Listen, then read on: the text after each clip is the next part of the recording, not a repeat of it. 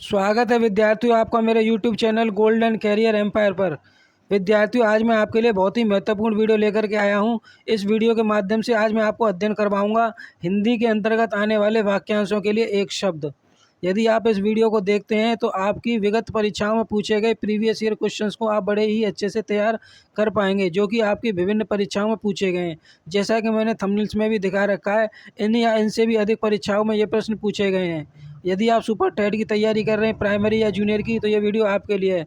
तो चलिए वीडियो में आगे बढ़ते हैं। विद्यार्थियों, जैसा कि मैंने आपको बताया, ये जो वीडियो है मेरा, ये है मेरा वीडियो वाक्यांशों के लिए एक शब्द पर आधारित। तो यदि आप सुपर टेट, प्राइमरी या जूनियर की तैयारी कर रहे हैं या फिर थंबनेल्स में दिखाए गए किसी भी परीक्षा की तैयारी कर रहे हैं, तो ये वीडियो आप ही के लिए है। तो चलिए वीडियो में आगे बढ़ते हैं। 100 नंबर का जो आपका वाक्यांश है, उच्च न्यायालय का न्यायाधीश न्यायमूर्ति कहलाता है। उच्च न्यायालय का न्यायाधीश, उच्च न्यायालय का न्यायाधीश न्यायमूर्ति कहलाता है विद्यार्थी।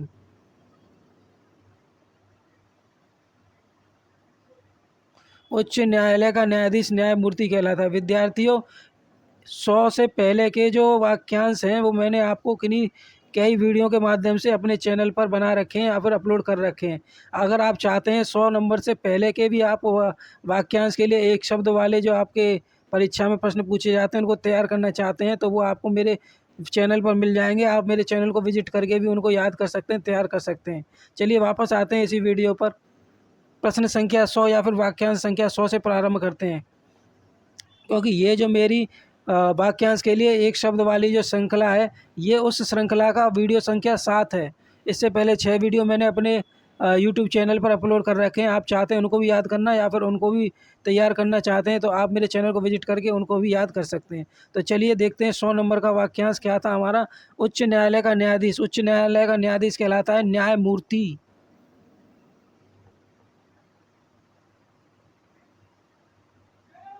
101 उपकार के प्रति किया गया उपकार कहलाता है प्रत्युपकार। उपकार के प्रति किया उपकार कहलाता है प्रत्युपकार।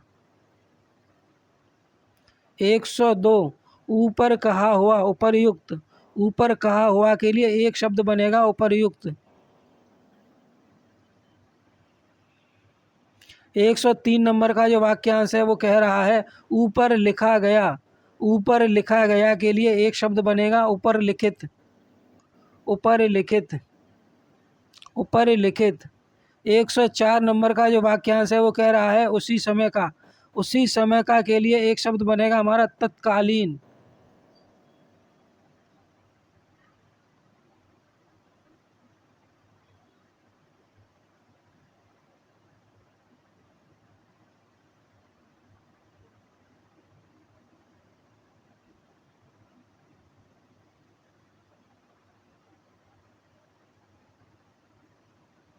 एक बार फिर से अभ्यास कर लेते हैं विद्यार्थियों इन सारे के सारे वाक्यांश और उनके शब्दों का।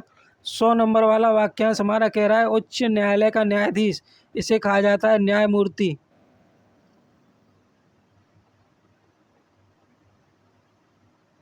101 नंबर का जो वाक्यांश है उसमें लिखा हुआ है उपकार के प्रति किया गया उपकार कहलाता है प्रत्युपकार। 102 नंबर का जो हमारा वाक्यांश है वो है ऊपर कहा हुआ, उसे कहते हैं उपर्युक्त। 103 ऊपर लिखा गया। ऊपर लिखा गया वाक्यांश के लिए एक शब्द बनेगा ऊपर लिखित। 104 नंबर का जो वाक्यांश है उसमें कहा गया है उसी समय का। उसी समय का के लिए जो हमारा शब्द बनता है वो बनता है तत्कालीन। वाक्यांश वाक्यांश की श्रृंखला में बढ़ते हैं आगे और देखते हैं अगला वाक्यांश कौन सा है। 105 नंबर का जो वाक्यांश है हमारा वो उसमें लिखा हुआ है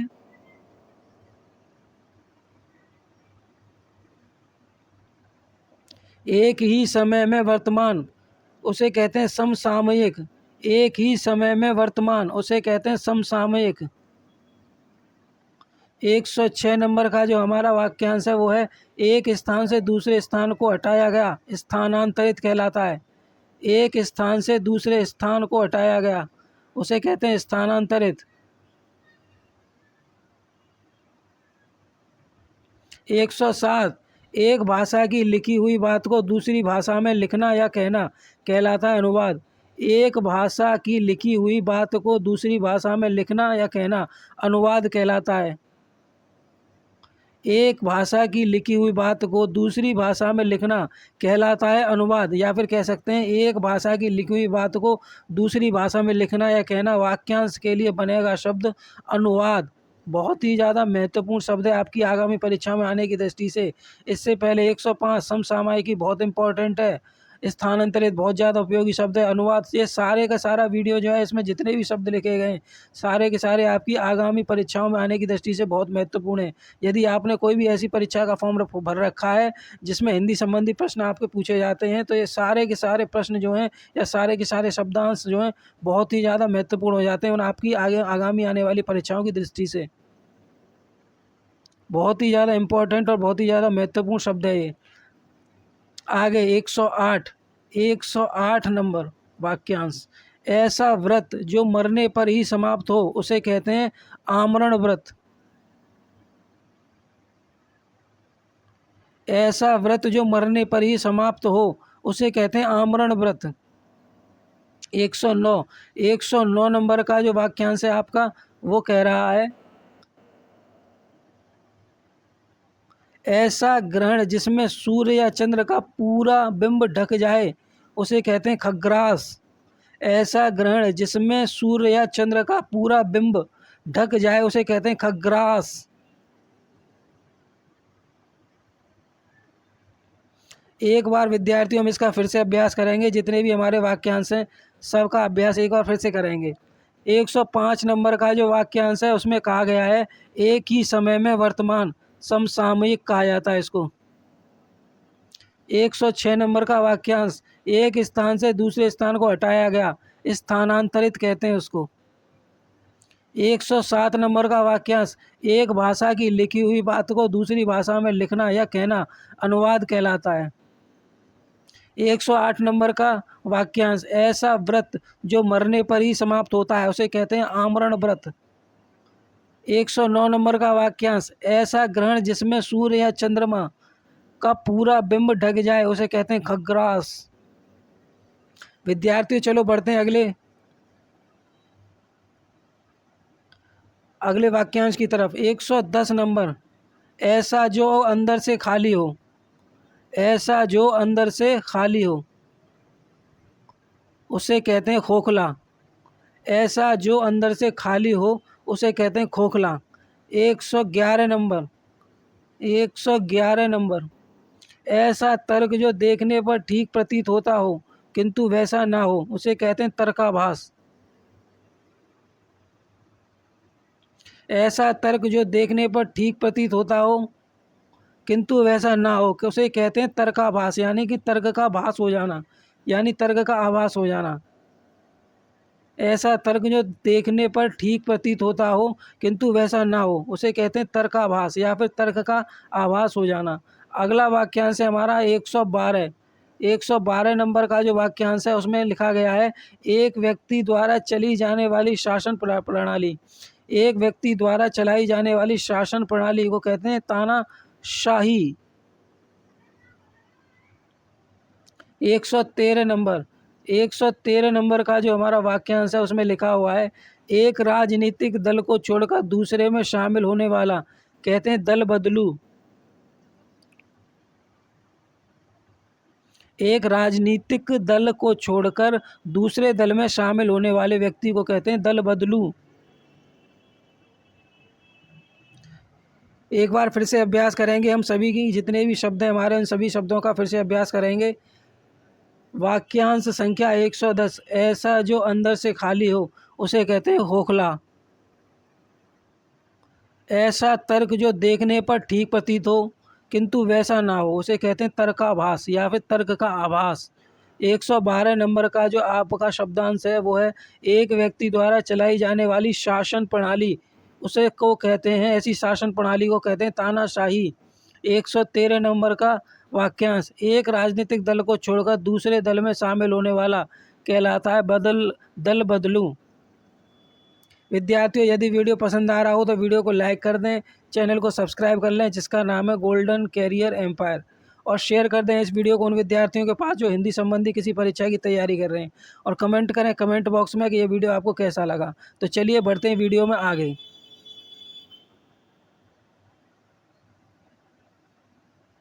114, एक देश से माल दूसरे देश में जाने की क्रिया कहलाती है निर्यात।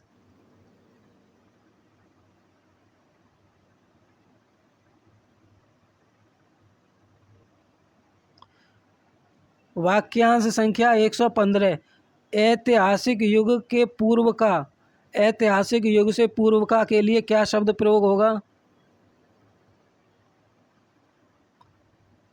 प्रागैतिहासिक।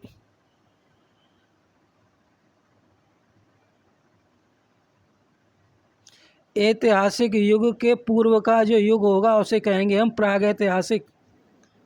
अगला 116 नंबर का वाक्यांश,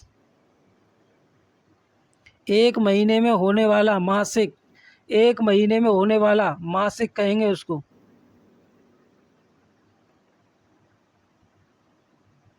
117, 117 नंबर का जो वाक्यांश है उसमें लिखा हुआ है एक ही जाति का, तो इसके लिए जो एक शब्द बनेगा उसे वो बनेगा हमारा सजातीय, एक ही जाति का।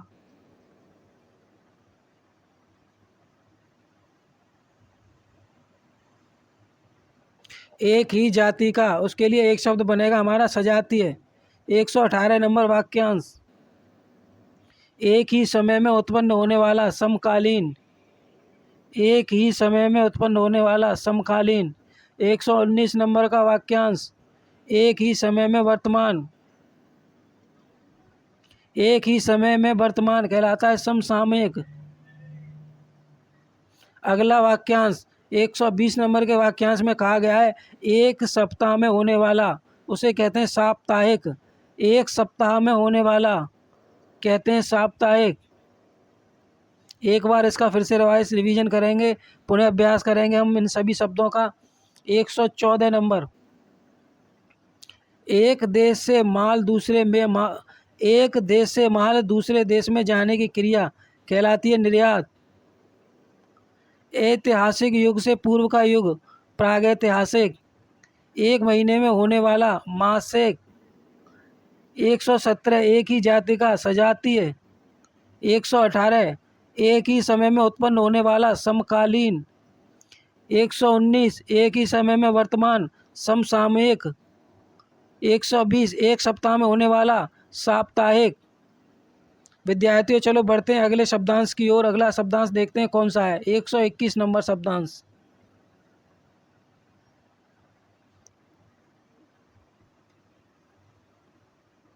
किसी पद का उम्मीदवार, किसी पद के लिए अगर कोई उम्मीदवार है तो उसे कहते हैं प्रत्याशी। अगला शब्द 122, कीर्तिमान पुरुष, उसे कहते हैं यशस्वी, कीर्तिमान पुरुष उसे कहते हैं यशस्वी। 123 नंबर, 123 नंबर का जो हमारा शब्दांश है वो होगा हमारा कम खर्च करने वाला, उसे कहते हैं मितव्ययी। 123 नंबर का जो शब्दांश है हमारा उसे कहते हैं हम मितव्ययी। 124, 124 नंबर का जो हमारा शब्दांश कहलाएगा वो है कम जानने वाला। कम जानने वाले शब्दांश के लिए जो एक शब्द बनेगा हमारा वो बनेगा अल्पज्ञ, अल्पज्ञ। 125, 125 नंबर का जो हमारा शब्दांश है, 125 नंबर का जो शब्दांश है वो है कम बोलने वाला। कम बोलने वाले को कहते हैं मितभाषी, कम बोलने वाले को कहते हैं मितभाषी। 126 नंबर का वाक्यांश, 126 नंबर का वाक्यांश कह रहा है कठिनाई से समझने योग्य, कठिनाई से समझने योग्य उसे कहते हैं दुर्बोध, उसे कहते हैं दुर्बोध। 127 नंबर का वाक्यांश, 127 नंबर के वाक्यांश में कहा जा रहा है कल्पना से परे हो, जो कल्पना से परे हो उसे कहते हैं कल्पनातीत, उसे कहते हैं कल्पनातीत। एक बार फिर से अभ्यास कर लेते हैं इन सभी शब्दों का। 121 किसी पद का उम्मीदवार उसे कहते हैं प्रत्याशी। 122 कीर्तिमान पुरुष को कहते हैं यशस्वी। 123 नंबर का वाक्यांश कम खर्च करने वाला मितव्ययी। 124 कम जानने वाला अल्पज्ञ। 125 कम बोलने वाला मितभाषी कहा जाता है। 126 कठिनाई से समझने योग्य दुर्बोध कहेंगे उसको। 127 कल्पना से परे हो, कल्पनातीत कहा जाएगा उसको। विद्यार्थियों, वीडियो पसंद आ रहा हो तो वीडियो को लाइक कर दें और चैनल को सब्सक्राइब भी कर लें, जिसका नाम है गोल्डन कैरियर एम्पायर। तो चलिए बढ़ते हैं अगली स्लाइड की ओर। अगली स्लाइड पर जो हमारा अगला प्रश्न है वो कुछ इस प्रकार है। 128 नंबर का वाक्यांश कह रहा है किसी की हंसी उड़ाना उसे कहते हैं उपहास। किसी की हंसी उड़ाना कहते हैं उपहास। 129 नंबर का वाक्यांश कुछ दिनों तक बने रहने वाला उसे कहते हैं टिकाऊ। 130 किसी बात को बढ़ा चढ़ाकर कहना अतिशयोक्ति कहलाता है वो। 131 कठिनता से प्राप्त होने वाला दुर्लभ। कठिनता से प्राप्त होने वाले के लिए एक शब्द होगा हमारा दुर्लभ। 132 नंबर का जो हमारा वाक्यांश है उसे भी देख लेते हैं। 132 नंबर के वाक्यांश में कहा जा रहा है किसी पद का उम्मीदवार उसे कहेंगे प्रत्याशी। 133 नंबर का वाक्यांश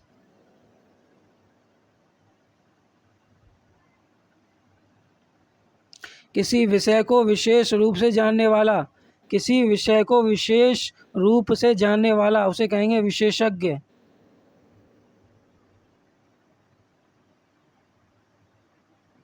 134 नंबर का वाक्यांश किसी काम में दूसरे से बढ़ने की इच्छा या उद्योग। किसी काम में दूसरे से बढ़ने की इच्छा या उद्योग कहलाता है स्पर्धा। कहलाता है स्पर्धा।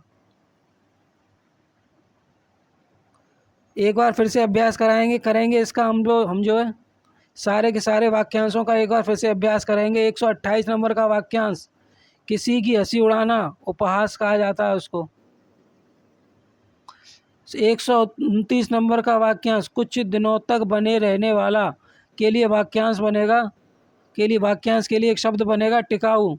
130 नंबर का वाक्यांश किसी बात को बड़ा चढ़ाकर कहना, इसके लिए एक शब्द बनेगा हमारा अतिशयोक्ति। 131 कठिनता से प्राप्त होने वाला दुर्लभ। 132 किसी पद का उम्मीदवार प्रत्याशी कहा जाता है उसको, एक शब्द बनेगा प्रत्याशी। 133 नंबर का वाक्यांश किसी विषय को विशेष रूप से जानने वाला के लिए शब्दांश बनेगा हमारा विशेषज्ञ। 134 किसी काम में दूसरे से बढ़ने की इच्छा या उद्योग कहलाता है स्पर्धा। चलिए बढ़ते हैं विद्यार्थियों अगली स्लाइड की ओर। अगली स्लाइड में लिखा गया है 135 नंबर पे हमारा जो वाक्यांश है क्रम के अनुसार।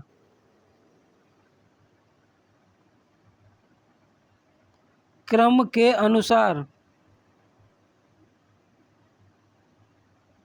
क्रम के अनुसार वाक्यांश के लिए जो सही और सटीक शब्द होगा वो होगा हमारा यथाक्रम। 136 नंबर का वाक्यांश कार्य करने वाले को कहते हैं कार्यकर्ता। कार्य करने वाला वाक्यांश के लिए एक शब्द बनेगा कार्यकर्ता। 137 नंबर का वाक्यांश है करने योग्य। करने योग्य जो होता है उसको कहते हैं करणीय या फिर कर्तव्य। करने योग्य वाक्यांश के लिए शब्द बनेगा करणीय या फिर कर्तव्य। 138 नंबर का वाक्यांश किसी कथा के अंतर्गत आने वाली दूसरी कथा। किसी कथा के अंतर्गत आने वाली दूसरी कथा को कहते हैं अंतः कथा। किसी कथा के अंतर्गत आने वाली दूसरी कथा को कहते हैं अंतः कथा। 139 नंबर का वाक्यांश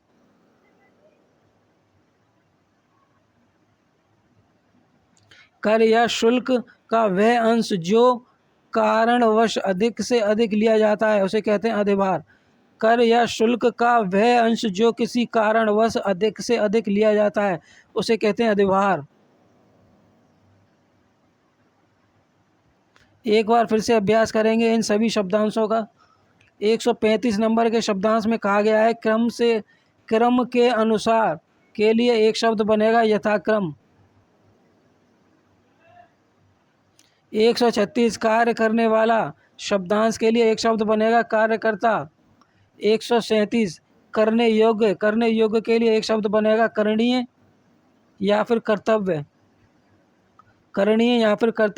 138 नंबर का शब्दांश कह रहा है किसी कथा के अंतर्गत आने वाली दूसरी कथा उसे कहते हैं हम अंतः कथा। किसी कथा के अंतर्गत अगर और कोई कथा आती है उसको कहते हैं अंतः कथा। 139 नंबर का जो शब्दांश है वो है कर या शुल्क का वह अंश जो किसी कारणवश अधिक से अधिक लिया जाता है उसे कहते हैं अधिभार। वीडियो में बढ़ते हैं आगे। 140 नंबर का शब्दांश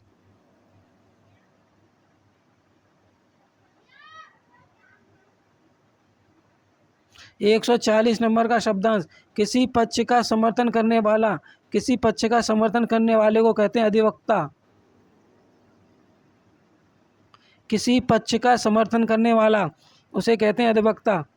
141 किसी कार्यालय या विभाग का वह अधिकारी जो अपने अधीन कार्य करने वाले कर्मचारियों की निगरानी रखे उसे कहते हैं अधीक्षक।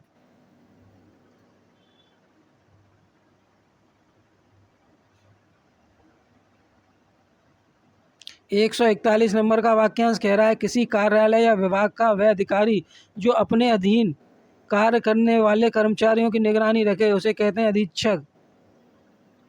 142 नंबर का जो आपका शब्दांश बनेगा वो बनेगा किसी सभा संस्था या का प्रधान कहलाता है अध्यक्ष।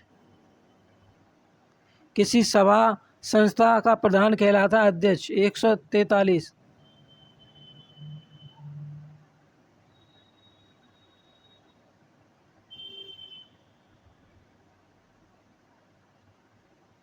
143 नंबर का जो आपका वाक्यांश है वो है किसी कार्य के लिए दी जाने वाली सहायता। किसी कार्य के लिए जब कोई सहायता दी जाती है तो उसे कहते हैं अनुदान। उसके लिए एक शब्द बनेगा अनुदान। तो किसी कार्य के लिए दी जाने वाली सहायता वाक्यांश के लिए एक शब्द बनेगा अनुदान। एक बार इनका फिर से अभ्यास करेंगे हम। 140 नंबर का जो वाक्यांश है उसमें लिखा है किसी पक्ष का समर्थन करने वाला उसे कहते हैं अधिवक्ता। 141 नंबर का वाक्यांश किसी कार्यालय या विभाग का वह अधिकारी जो अपने अधीन कार्य करने वाले कर्मचारियों की निगरानी रखे उसे कहते हैं अधीक्षक। 142 किसी सभा संस्था का प्रधान कहलाता है अध्यक्ष। 143 किसी कार्य के लिए दी जाने वाली सहायता कहलाती है अनुदान।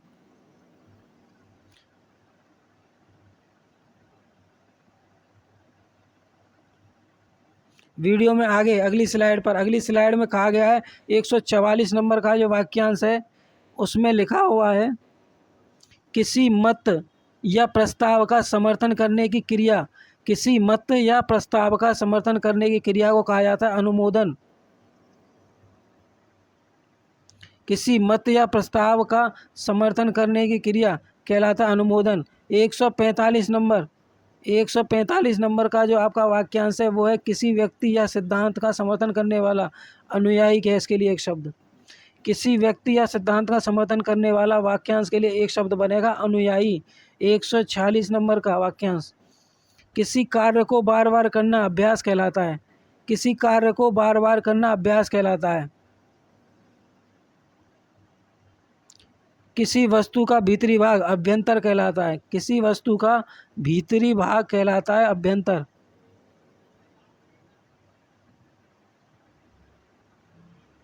एक 148 नंबर का वाक्यांश किसी वस्तु को प्राप्त करने की तीव्र इच्छा। किसी वस्तु को प्राप्त करने की तीव्र इच्छा कहलाती है अभीप्सा। एक बार इनका पुनः अभ्यास कर लेते हैं हम सभी विद्यार्थी लोग। आप सभी विद्यार्थी लोग जो हैं इन सभी शब्दों का फिर से अभ्यास कर लें। मैं करा रहा हूँ एक बार फिर से इनका अभ्यास। बार बार अभ्यास कराने से ये होगा कि ये सारे के सारे जो शब्द हैं और सारे के सारे शब्दांश आपको वीडियो देखते देखते याद हो जाएंगे, जिससे जब आपकी परीक्षा का समय आए तो आपको अधिक तैयारी भी नहीं करनी होगी और आपको ज़्यादा से ज़्यादा परेशान नहीं होना पड़ेगा ज़्यादा से ज़्यादा तैयारी करने के लिए। तो चलिए आपको एक बार फिर से अभ्यास करा देता हूँ। प्रश्न संख्या या फिर वाक्यांश संख्या 144। किसी मत या प्रस्ताव का समर्थन करने की क्रिया कहलाती है अनुमोदन।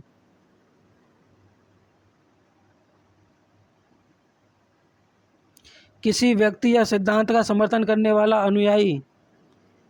किसी कार्य को बार बार करना अभ्यास। 146 नंबर का वाक्यांश। 147 नंबर वाक्यांश में कहा गया है किसी वस्तु का भीतरी भाग उसे कहते हैं अभ्यंतर।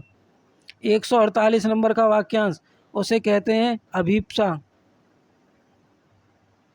विद्यार्थियों यदि वीडियो पसंद आया हो तो वीडियो को लाइक कर दें, चैनल को सब्सक्राइब कर लें जिसका नाम है गोल्डन कैरियर एम्पायर, जिससे मैं भविष्य में आपके लिए इसी प्रकार के महत्वपूर्ण वीडियो बनाता रहूं और अपने चैनल के माध्यम से आप तक प्रेषित करता रहूं। और शेयर करना ना भूलें इस वीडियो को उन विद्यार्थियों के पास जो हिंदी संबंधी किसी परीक्षा की तैयारी कर रहे हैं या फिर तैयारी करने की सोच रहे हैं। और कमेंट करें कमेंट बॉक्स में कि ये वीडियो आपको कैसा लगा। वीडियो में आगे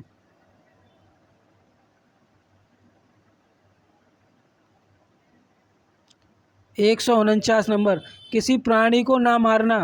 किसी प्राणी को ना मारना वाक्यांश के लिए शब्द बनेगा अहिंसा।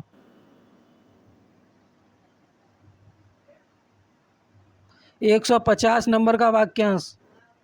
150 नंबर पर जो वाक्यांश है वो है किसी बात पर बार बार जोर देना कहलाता है आग्रह। 151 नंबर किसी पात्र आदि के अंदर का स्थान जिसमें कोई चीज आ सके उसे कहते हैं आयतन। किसी पात्र आदि के अंदर का वह स्थान जिसमें कोई चीज आ सके कहलाता है आयतन।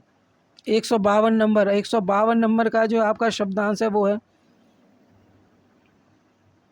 किसी अवधि से संबंध रखने वाला कहलाता है आवधिक। किसी अवधि से अंतर रखने वाला कहलाता है आवधिक। 153 नंबर का वाक्यांश किसी देश के वे निवासी जो पहले से वहाँ रहते हैं कहलाते हैं आदिवासी। किसी देश के वे निवासी जो पहले से वहाँ रहे हैं कहलाते हैं आदिवासी। एक बार पुनः अभ्यास करेंगे सारे के सारे शब्दांशों का। उन्हें 149 नंबर का शब्दांश में लिखा हुआ है किसी प्राणी को ना मारना कहते हैं अहिंसा। 150 नंबर का वाक्यांश किसी बात पर बार बार जोर देना। इस वाक्यांश के लिए एक शब्द बनेगा आग्रह। किसी पात्र आदि के अंदर का स्थान जिसमें कोई चीज़ रखी जाती है कहा जाता है आयतन। 152 नंबर का शब्दांश किसी अवधि से संबंध रखने वाला के लिए एक शब्द बनेगा आवधिक।